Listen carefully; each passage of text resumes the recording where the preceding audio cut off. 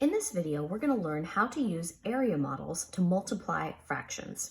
So you remember, in order to find the area of a rectangle, you need to multiply the length times the width. We can use the same idea to multiply fractions, except instead of multiplying the entire length by the entire width, we would just be multiplying a fractional value of it. Okay, so here's an example. So a bottle is 1/4 full. So let's go ahead and draw on our bottle. So that's about half.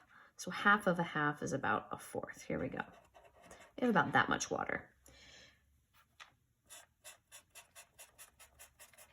You drink 3/5 of the water. So 3/5 of that amount. So if I were to eyeball that, I would say that would be about that much that I drank.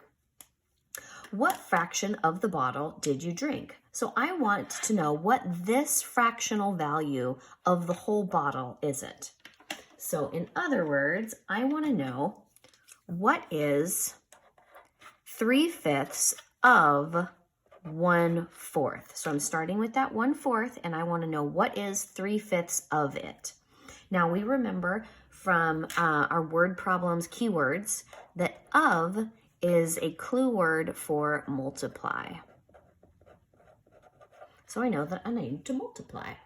Okay, so now we are going to use our area models. So here we have the first area model, and that's going to represent my 3/5. So I'll write down below 3/5. Now, if the photocopy didn't work very nicely for you, you may have to pencil in these area models, but hopefully if the photocopy was clear, you'll have a light gray little box that's already broken up into vertical fifths for you. If not, go ahead and draw them now.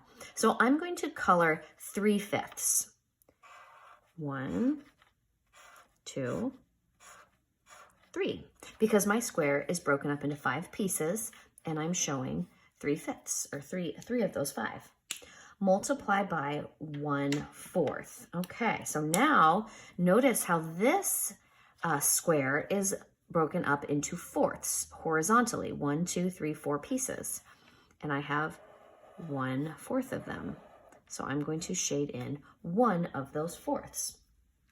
So I want to know what is 3/5 of 1/4.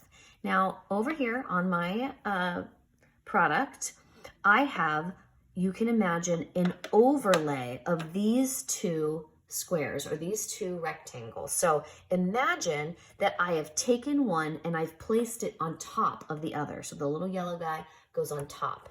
So what happened here as a result? Well, I can see I still have my vertical fifths and I have my horizontal fourths. So I'll go ahead and color that here. So there they are. Those are my 3/5. And here's my 1/4. And you'll notice something happened. Where those two amounts intersect, right here, 3 little squares are kind of a greenish color. They are both yellow, part of the yellow and part of the blue. So if I count those up, 1, 2, 3.